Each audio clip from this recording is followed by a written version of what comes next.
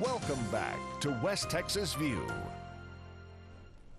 Welcome back to the West Texas View. Carl Rippey has been talking to us about the weather, but now we've segued into another feature that I feel really strongly about, and that's talking about meeting a new year with change and having resolutions.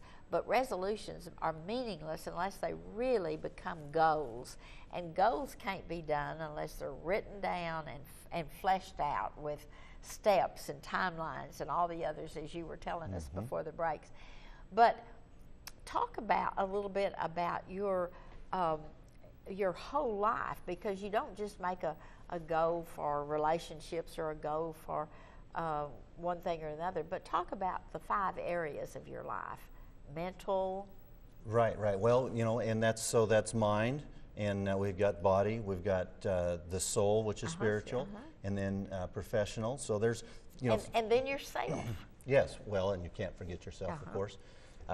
And a lot of people, especially at the new year, they'll set goals maybe in a physical sense for losing weight.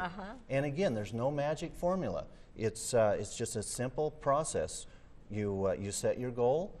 If you want to lose weight, you eat less. You exercise more. There isn't any magic to it. pill. I mean, it's just a matter of following that simple step. And saying at 4 o'clock every afternoon, I'm going to work out. Yes. I'm not going to have more than 1,500, and I've got a little scale, and I'm going to weigh my food. Right, and you know what? There is a few tricks, lifelong tricks, and one of those tricks for me is if I go to bed hungry, and I don't mean starving where my stomach is just, really growling, but I mean if I go to bed hungry and I think about breakfast the next day, I will maintain or lose weight during that time. Now, that means going to bed hungry means you can't really eat after maybe 4:30, 5:30, 6 at the latest, and something light. But if you go to bed where you're starting to get hungry and you resist eating before you go to sleep, that's the ticket, for me anyway. That really works for me. And that's a good point, is everybody has to kind of figure out how they reach goals and what are the deterrents. Because if you don't know what is the obstacles in your path, then you're going to be waylaid by them. But if you write down, okay, these are some of the things that are going to be obstacles to me. Right. And how am I going to get around those? The other way that you can really make this happen as far as how you perceive yourself is you can encourage other people to eat more so they get bigger, and then you, of course, you feel better about yourself because I just throw that in there. No, you're just teasing about that.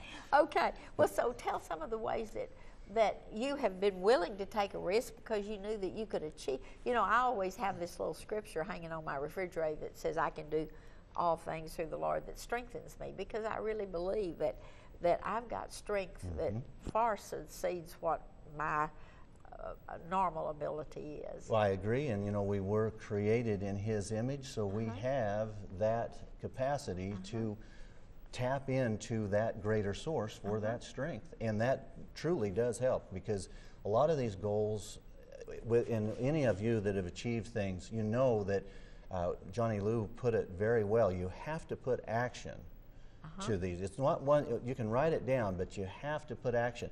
And I have kind of a running list of things that I do as far as steps to achieving goal. What is the end result?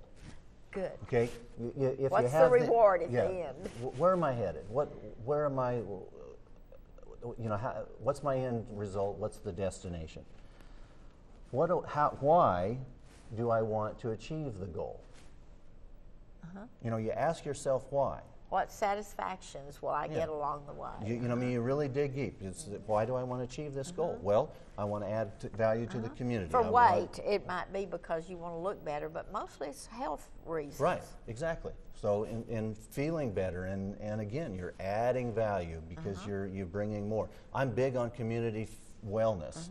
So, as far as being involved at the Y, at the different gyms, Gold's Gym, whatever the gyms are out there.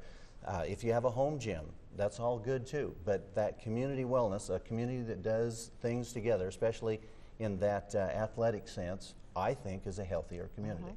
So I'm pro fitness all the way. Third thing, what is my strategy when I meet with frustration or an obstacle? Obstacles. So, you know, you project ahead, okay, what am I going to come up against? You know, this isn't going to be easy. I know that going in. So what do I do to get over that obstacle? Or if I do get knocked off the wagon, what do I do to get back up? Right, right. And not be totally discouraged by that, because you still have your end result in mind. You know your strategy as you're going toward that. You know why you're doing it. So you have different motivating factors.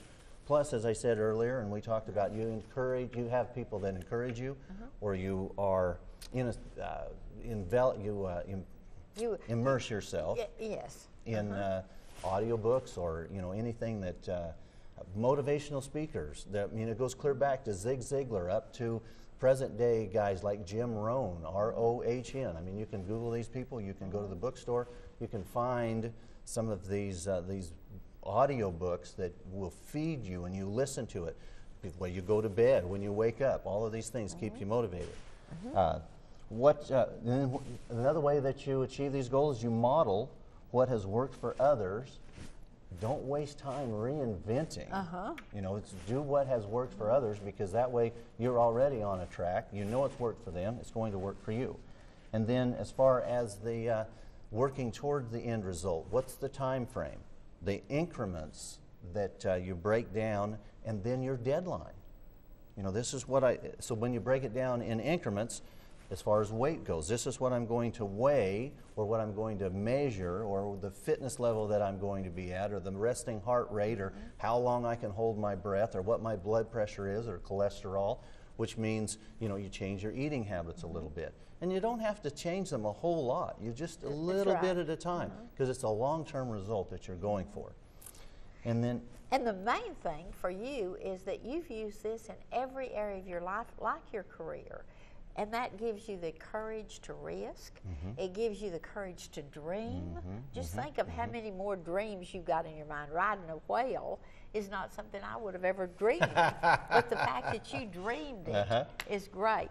I hope that you are inspired by people like Carl Rippey, that has been a success in his life, that has been a change agent in his life, and that you will be inspired by him. And if you've got any questions, call me or him, and we'll explain more of what we were talking about. We'll talk to you next Sunday with another program. Thanks for joining us today.